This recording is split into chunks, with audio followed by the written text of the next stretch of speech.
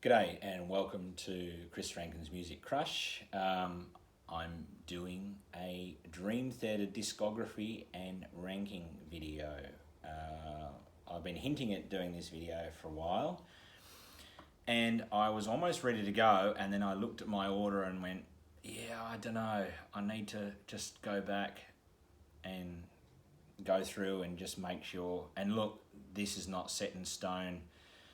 This is a band that I've been in love with for 30 years. One of my all-time favourite bands. I love them very much. I have all their studio albums and a couple of their EPs as well, but I'm only going to rank the full-length studio albums today. And when I do a ranking video, I normally only include the full-length studio albums. So I'm going to do that today. They started in 1985 under the name of Majesty, and that was the original trio was Mike Portnoy, John Mayung, and John Petrucci, and they were students at the Berklee College of Music in Boston, and that's where it all began. And they later changed their name to Dream Theater. Their original vocalist Charlie Dominici,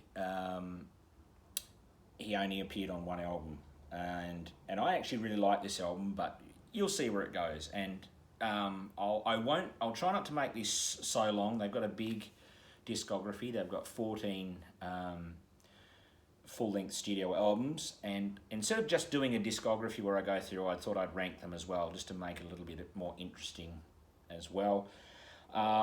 Number one has been set for quite a long time. It wasn't always number one.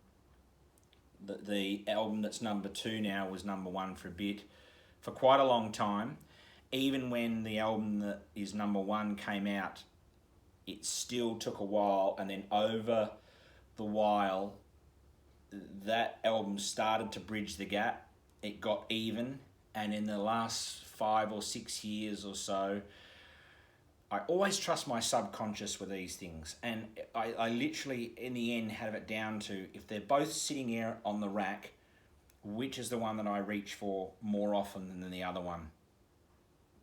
Which is the album that is my go-to and that I reach more for of all? And that's, I try to base it as much as I can on that. And it can be hard because there can be some albums that might have one of your favourite songs of that band ever does all the time.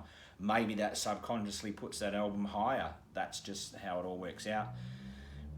If you love this band and know this band, your list might be different, and I absolutely love that, where we're all completely different. Our ears and our brains hear things and interpret things differently, and we all love things completely different. And that's the best thing about art, music, movies, TV shows, whatever. We all see and hear it differently. So here we go. This will be my ranking. I've been looking forward to doing this, but this one I've also been feeling a little bit like, ooh, yeah, because it's quite important to me, and I do love this band. And do you know, bizarrely, and I've seen, as I've said to you guys before, and girls, I've seen a little over 630 bands now live, about that.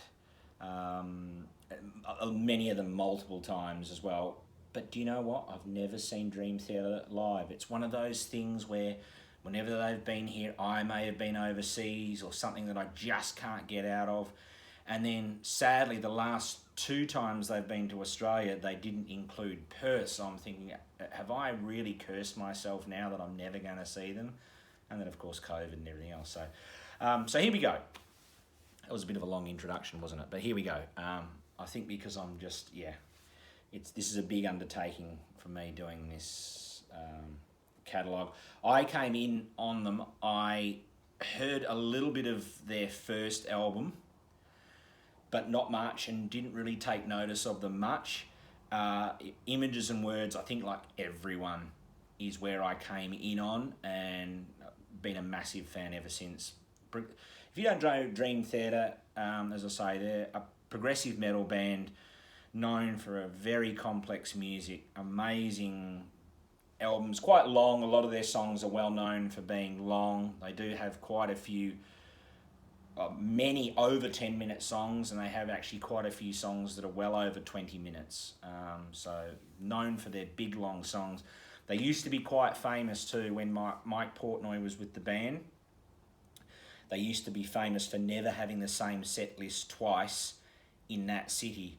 So he would always keep a track of the different songs that they had played in each city, and he would always make sure that whenever they got back to that city again, that the set list would be different. It would never be the same set list, which is kind of amazing. It meant that they had to keep themselves fresh. They had to make sure they remembered how to play all the different songs. And these aren't 3-minute songs of just 12-bar blues boogie. These are all magnificent masterpiece songs with 1,000 notes to each song and so forth. So I think that's really amazing. But anyway, coming in at number 14, definitely my least favourite album. This and number 1 were the two easiest slots to pick. This one really drops a fair bit down for me. There's a couple of good songs on here, and it's not horrible. Like, I'd say it's about a 6 out of 10 for me, and most of their albums I'd put either 9, 9.5 or 10 out of 10. So this one does drop down a fair bit, and it drops a little bit off from the one that's just above it. So number 14, Systematic Chaos. This came out 2007. This is their 9th album, and a bit of a rough period for them, I think. A couple of the albums in this era, although the one after I really love quite a lot, but these two in this era, not some of their best. I felt there was a little bit of stuff going on in the band anyway at this time, and I do like Forsaken. I think that's a great song. Constant Motion is pretty good. The Dark Eternal Night is pretty good, but even then, I put them on, I'll play those songs and I like them, and then I go, yeah, they're pretty good, but that's it for now, I'm done. There's some okay, it's okay, it's just a little bit okay, and it's just not classic Dream Theater for me. A little bit muddy, the songwriting's a bit weird. I felt like they were trying to do things that weren't really them. So yeah, easy pick for me is number 14. Coming in at number 13, their debut. Now this is the only album to not feature James Labrie on vocals. So this is their debut album with Charlie Dominici on vocals. Still a very good album, but this is that classic debut album that a lot of bands did, that is a good album, sounds excellent, but they're not quite who they are yet, and this is that. So the Yutzi Jam is magnificent, which is actually Majesty backwards. That's where it gets it from. And there's some pretty good songs on here. I still really quite like this album. Fortune and Lies is an excellent song. Really, really good song.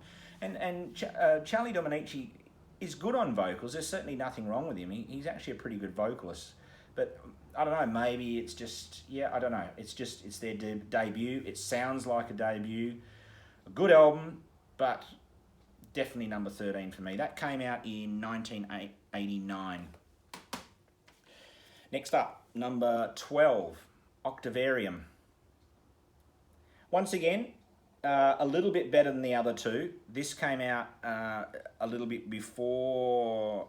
what was the one? Systematic Chaos, sorry. That came out a little bit before Systematic Chaos, and this is the double album period that, is probably my least favourite period of Dream Theater. So this is number 12 for me. This came out 2005, their 8th album. Two great songs on here that I absolutely love, and it picks it up more than the other two. The Root of All Evil is fantastic.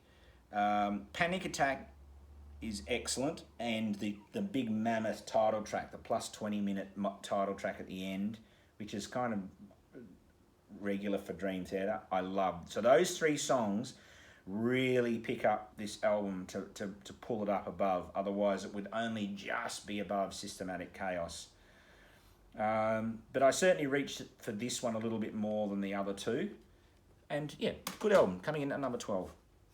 Coming in at number 11. Now, I know a lot of people loathe this album. Even really long-time Dream Theater fans, and those people will know what album I'm about to show. This is their second last album. I actually really love this, and this is the first on the list now, so this is coming in at number 11. This is the first one where from here on in, I really love them. They're just different levels of love now. The first three was okay, pretty good, and now we're up to love. And I'm talking about 2016's The Astonishing.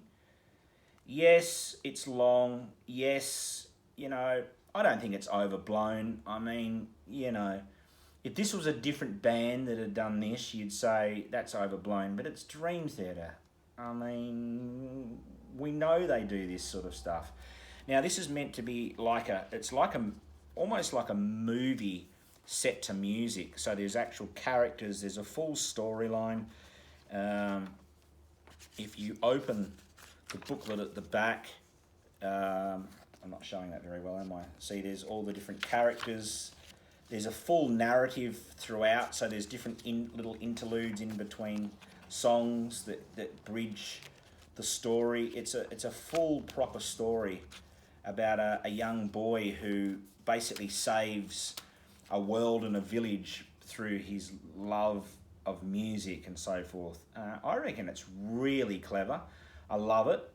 Quite interesting because it's a very long album, but unlike normal Dream Theater albums that are long but only have like 5 or 6 or 7 songs, this has what have we got? 34 songs on here.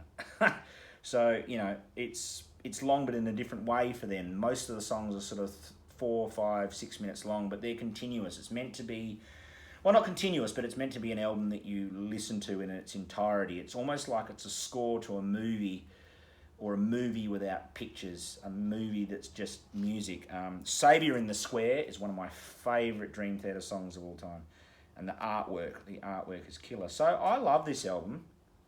It's still number 11, but don't get me wrong, I love this album, and it is the first on the list that's love and different levels of love. So that's 2016's The Astonishing. That's their 13th album.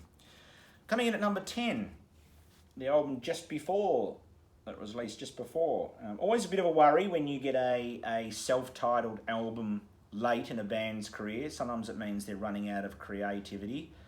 We don't know what to do, so we're just going to call it the self-titled. But I really love this, and it's quite heavy. So this is coming in at number 10. Now, once again, there's some excellent songs on here. The Enemy Inside, brilliant song. Enigma Machine, brilliant song. But it's the big, massive monster track, and I think it's about 20 minutes again, called The Illumination Theory, track number 9. And there's all little suites that take in part of that song. That means that it could almost be higher just simply on that song. It is a masterpiece of a song. One of Dream Theater's heaviest songs, some real good, crunchy, good metal riffs, and just an amazing song. Show a little bit of the packaging. Not quite as amazing as The Astonishing, but still very good. Oh, I just lost something out of there. I'll pick that up later. But yeah, coming in at number 10, Dream Theater. That was their 12th album. Now, their most recent album, coming in at number 9, Distance Over Time. I love this album. I think everyone was a little bit nervous when this came out. I mean, I love The Astonishing, but I know a lot of people not only didn't like The Astonishing, they hated it. And I think everyone was a little bit nervous about what direction they would go, and they came back with this, which is pretty much a classic Dream Theater album. Fantastic. The only reason this is probably isn't any higher is because pretty much all the ones that I'm looking at in my pile, I've had a lot more history with. and that's as simple as that. But the song on here, Pale Blue Dot, is one of the best songs they've ever made. It is absolutely brilliant. Barstool Warrior, so good. Just a brilliant album that I loved. And funny enough, it's just because Dream Theater albums are quite long and complex and involved. I've had this for 2 years now. Had it the day it got out. I'm still getting to know it. Dream Theater albums are a little bit like that. They keep revealing more things to you, and I'm getting to know it, and I just need more history with it. But even then, it still finished number 9. That's their 14th album. Coming in at number 8, their only album with the keyboardist Derek Sherinian, Falling Into Infinity. When this first came out, I really didn't like this much at all, actually. I'll be honest. It's probably except for Systematic Chaos, which I still just, it's only a warm, okay like. This is probably the only Dream Theater album when it first came out that I didn't really think that much of. But over the years, it's grown on me a lot. This came out, when are we? 1997. Yeah, that's right. It's their 4th album. And with the two that had come just before this, that probably hurt this album a little bit. Just the everything looks a bit different here. There's no classic Dream Theater logo. There's no the normal insignia that you see. There was just a couple of warning signs that had me worried. And when I first heard it, I thought, oh, this is very ballady. It's very slow and soft and ballady. But I don't know why I felt that, because as time gone on, I've realised that there's actually a lot of heaviness on this album, and it's actually a really good album, and I love it a lot. I mean, Anna Lee is heartbreaking, and it's a ballad song, but now I actually love it. It's one of my favourite Dream Theater songs. It's just a very, very sad, really heartfelt ballad song. A bit of a tearjerker with some really dark lyrics to it as well. Peruvian Skies starts off soft and slow, but ends up in a real heavy banger. The New Millennium and Lines in the Sand are probably my favourite 2 songs on here, along with Just Let Me Breathe. A brilliant album that has grown on me a lot over the plus 20 years that I've had it. And, it's number 8 on the list. So it's grown, for quite a while there. It would have been right down near the bottom. But yeah, up to number 8. Number 7. Their first album with Mike Mangini on drums after a long-time drummer and founding member Mike Portnoy left. Oh, I love this album. This is an absolute killer. Let me see. Can I safely say that? Yes, this is my favourite album post Mike Portnoy leaving. And, we're already up to number 7. So it's called A Dramatic Turn of Events. Love the blue. I got the Blu-ray from this just over there, which is one of my all-time favourite live Blu-ray DVDs. And because it's on Blu-ray, the sound is phenomenal. There's all these special features where you can change the camera angle. It was filmed in all different angles and things. You can play around with it while you're listening. It has to be one of the best Blu-ray live DVDs, music DVDs that I've got for special features. It's just mind-blowing. It's so good, and the sound is good. But yeah, it came from this tour, the tour of this album. And I love this album. It's heavy. It's heavy and proggy and big, complex songs. Everything sounds big and grand, and look out, Dream Theater is here. There was a bit of, I guess, worry what would be happening. Portnoy's leaving. There was a little bit of things not going so great. And this was definitely them coming out and saying, no, we're here and we're back and we're heavy metal for sure. So many good songs in here. On the Backs of Angels is so good. Lost Not Forgotten has got one of the best hooks they've ever done, and I think it's one of James LeBrie's, the vocalist, one of his best times. Before falling into infinity, he actually, yes, it was after Awake, that's right, he got food poisoning, quite bad food poisoning. I'm pretty sure it was in the Caribbean, from memory, something like that.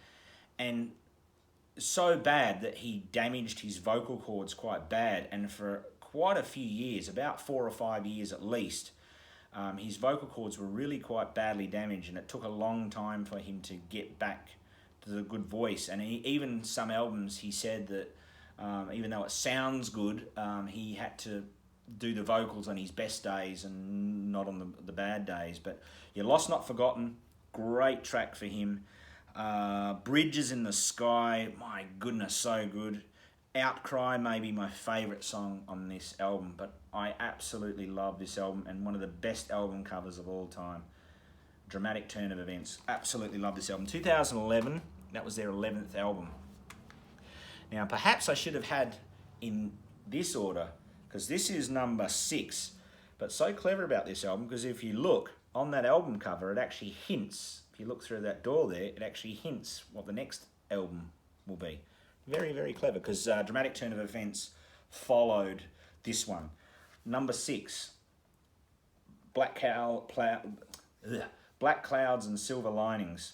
This is my favourite modern Dream Theater album. So when I say modern Dream Theater album, if you look, they've been going for 30 years. So this is my favourite Dream Theater album of the past 15 years. So 2005 on.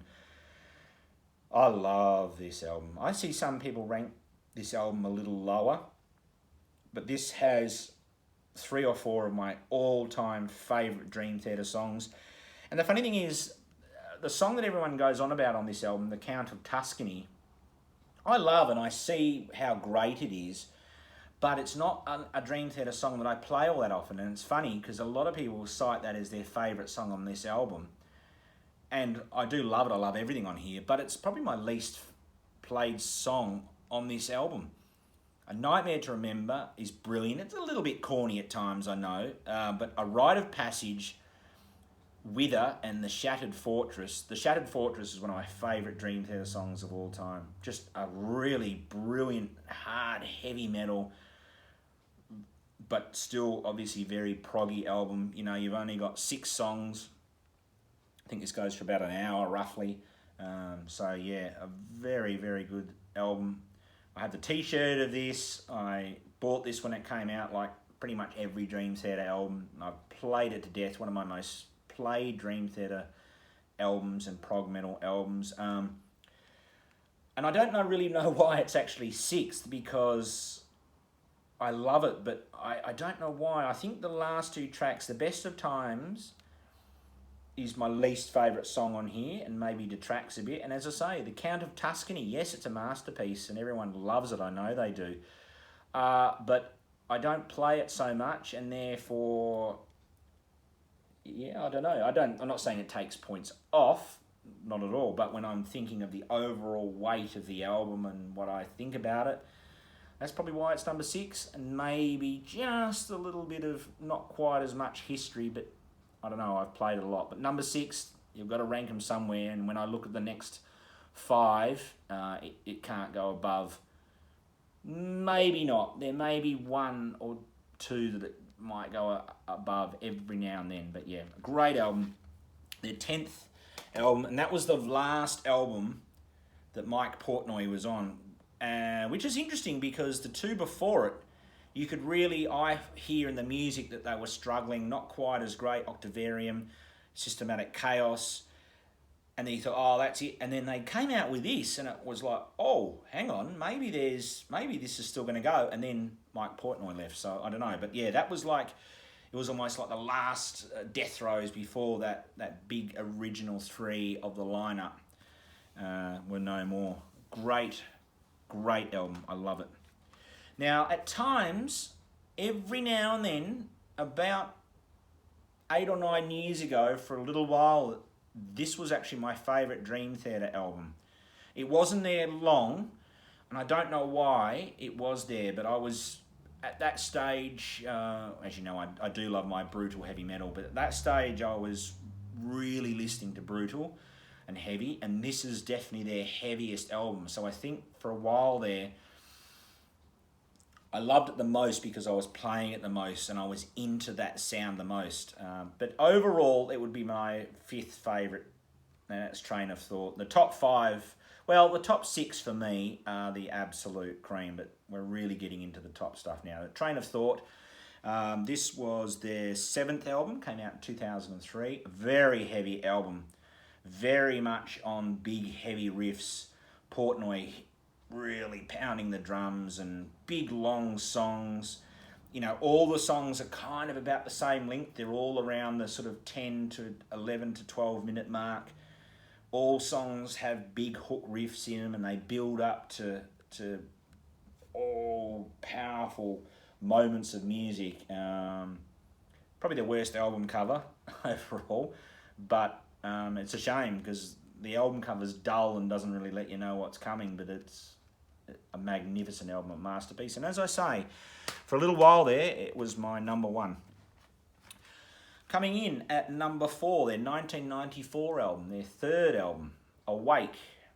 I have the t-shirt of this as well. I have quite a few Dream Theater t-shirts. Their most accessible album by a mile. If no one's ever listened to Dream Theater, and you might find it a little bit hard at first to get into big, complex 10, 11, 12 minute, 25 minute songs, etc. This one is probably the most straight up heavy metal album. You know, there's still some reasonably long songs on here. You know, still a lot of the songs are, I can't quite read them here, but you know, they're all sort of 6 minutes 40, 5 minutes 30, 6 minutes 30, 6 minutes and 5. Oh yes, Scarred is 11 minutes, that's right. You know, Space Divest, 7 minutes. You know, so they're still long songs, but certainly not long by Dream Theater standards. And a heavy album. Great, brilliant riffs, hard rocking and catchy. You know, if there's ever an album that might have got songs on just normal radio airplay, it would be this album. Especially think songs like 6 o'clock in the morning and Caught in a Web. They're probably the two most catchiest, radio friendly, not too long, you know, they're both about 5 minutes or so. James LaBrie voice on this album, I think, is the best of all time. I really do. 6 o'clock in the morning, Caught in a Web, and just amazing. I absolutely love The Mirror. So heavy. It is an absolutely bruiser of a song. But yeah, coming in at number 4, Awake. It's always around there. It's never been my number one, but it's never lower than 4 or 5 either. It's just that album that's ultra consistent. It's ultra brilliant, exactly for what you want, and a very solid, consistent album. Love it to bits. Coming in at number 3. This has my favourite Dream Theater song of all time on here. 6 Degrees of Inner Turbulence. Love this album. 2002, this is their 6th album. This is a massive album. I can't remember exactly how long it is, so I don't want to say in case I get it wrong, but Dream Theater albums are always long. We know this one's long because it's a double disc. And basically disc 2 is all one song, which is the title track, 6 Degrees of Inner Turbulence. Oh, there we go. So there you go, everybody. It's got it there for us. One song, 42 minutes long, and it takes up all the second disc. A magnificent song. But my favourite Dream Theater song of all time, and one of my favourite metal songs of all time, is the opening track there, The Glass Prison. Heavy. Absolutely Mariana Trench. Crushing heavy. Brilliant. I love this album. It sounds exactly like the title and kind of the album artwork as well. It's a very aggressive album. It's very out there, in your face. It's abrasive a little bit, although most Dream Theater albums, even this one, are quite, you know, clean produced, very slick produced. But it is a bit abrasive. It is a little bit, it deals quite dark issues, but for members of the band, some personal issues as well. And it's just brilliant. And if you've never heard any Dream Theater, I would strongly suggest, there'll be another song I suggest later on, but I strongly suggest you listen to Dream Theater, The Glass Prison. It is the one that I always give people the song to introduce to. There's two others that I'll let you know about a bit later that might help, but that's a good one, and it is my favourite Dream Theater song of all time. So that's number 3. Absolutely banger of an album. Nothing I would fix on that. In fact, the last 3 are all 10 out of 10. They're just a little slight bit of a difference. Number 2, this might shock a few people because I'm pretty sure this might be number 1 for a lot of people. It's considered, a lot of bands have that one album that's considered their masterpiece or what they're known for. I think this band has 2 masterpieces. But this is the album that most people who don't know anything about Dream Theater might actually know this album. I'm wearing the shirt of it right now. It contains their one and only hit. It's the one song on here where I'd also suggest, if you've never heard Dream Theater, you listen to this song. I'm talking about the song Pull Me Under, a classic song, one of the greatest songs ever made. And of course, I'm talking about their second album. Might be one of the greatest sophomore albums of all time, without a doubt. And I'm talking about Images and Words. When you see many lists about the greatest progressive albums of all time, this is always there. It's around there somewhere, whether it's the greatest progressive album or the greatest progressive metal albums of all time. You'll regularly see this on people's lists. It's a masterpiece. There's absolutely not one wrong note, not one wrong production value. The whole band is absolutely smoking hot on this. There's just a masterpiece. Pull Me Under, their classic song. It's like Metallica, Master of Puppets, or Slayer, Rain and Blood. Pull Me Under is Dream Theater's song of theirs. And it's great, and this shows how great a song is, because with some bands, when you only ever hear one song by them, you're like, oh, I never need to hear that song again. The funny thing is about Pull Me Under, I put this CD on and I play that song and I still rock out to it. If I hear it somewhere, I'm at a gig and I hear it, I still rock out to it. I'm nearly 30 years on. This came out in 1992. I got this when it came out. This was the first Dream Theater album I got when it first came out, and the last album, the debut was the last album I didn't get on the day it came out. Everything else I've got on its release, and it's just that song. I've listened to it nearly 30 years now, over and over again, and I'm still not sick of it. You've also got Another Day, a very, very amazing song. Means so much to me, that song. Absolutely love it. It means very, very much to me indeed. A brilliant song. Take the Time, Surrounded, Metropolis Part 1, Under a Glass Moon, Wait for Sleep, and then the big masterpiece at the end as well, Learning to Live, which I'd also probably suggest for you to check out if you've never heard Dream Theater. Learning to Live, great song. Another Day, just so beautiful. One of the most beautiful songs ever made, and it really means a lot to me, that song. So yeah, coming in at number 2, Dream Theater, Images and Words, their second album. So if you know Dream Theater very well, you'll know what album's next. I've shown this album on the channel before. I could literally do a 2-hour video just on this album. There are, every now and then, a band comes along and makes an album that just should be put up on the top of Mount Everest with huge big search spotlights permanently looking at it. It's that friggin' good. And I'm talking about Metropolis Part 2, Scenes from a Memory. I adore this album, and this is the interesting thing. Yeah, so when this first came out, Images and Words was definitely my number 1.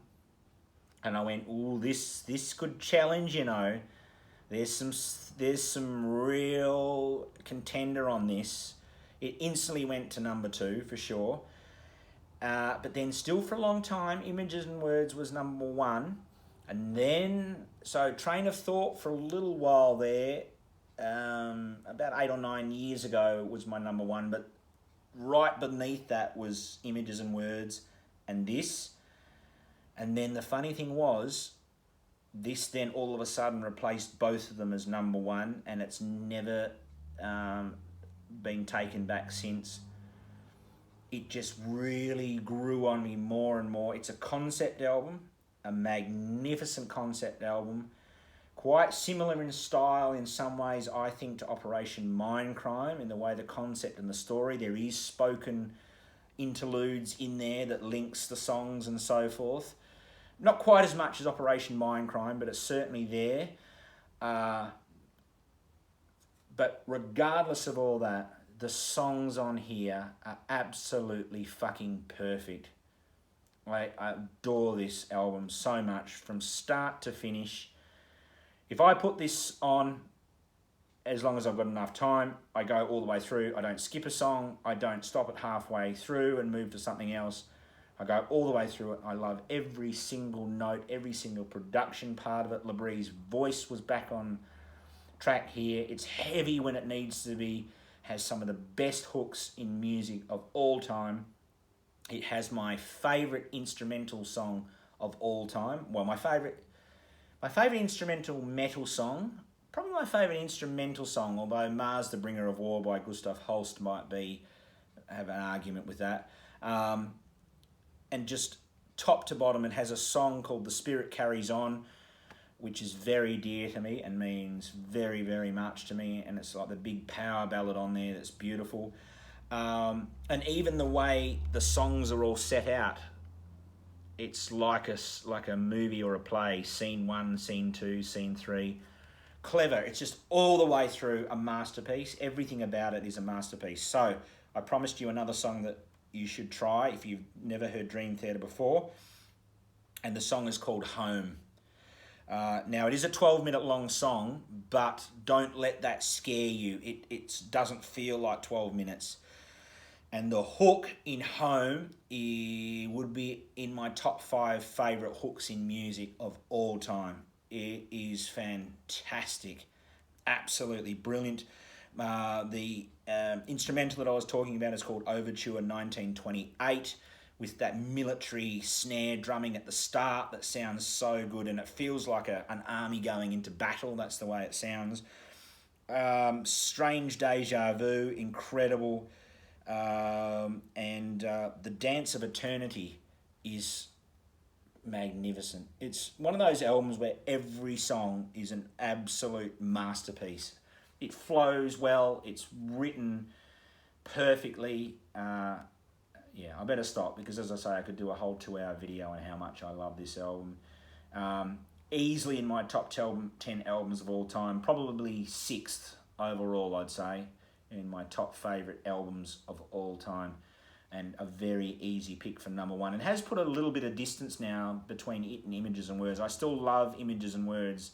It's still 10 out of 10, but the sentiment and the love that I have for this album means I don't think it can ever be chased again. So there we go. That's my ranking of the Dream Theater studio album. So I'll just quickly run through again. We have at number 14, Systematic Chaos. Number 13, When Dream and Day Unite. Number 12, Octavarium. Number 11, The Astonishing. Number 10, Dream Theater, self-titled. Number 9, Distance Over Time. Number 8, Falling Into Infinity. Number 7, A Dramatic Turn of Events. Number 6, Black Clouds and Silver Linings. Number 5, Train of Thought. Number 4, Awake. Number 3, 6 Degrees of Inner Turbulence. Number 2, Images and Words. And the GOAT, number 1, Metropolis Part 2, Scenes from a Memory. So there you have it, ladies and gentlemen. That was the full discography of Dream Theater and the ranking the videos as well. Hope you really loved it. It's probably going to be a bit long, but it needed to be. It's a long discography, and I really wanted to show my love for this band. I love them very much. I think they're fantastic. And yeah, thank you all for watching. I really appreciate you watching any of my videos. It means a lot to me. And yeah, catch you soon.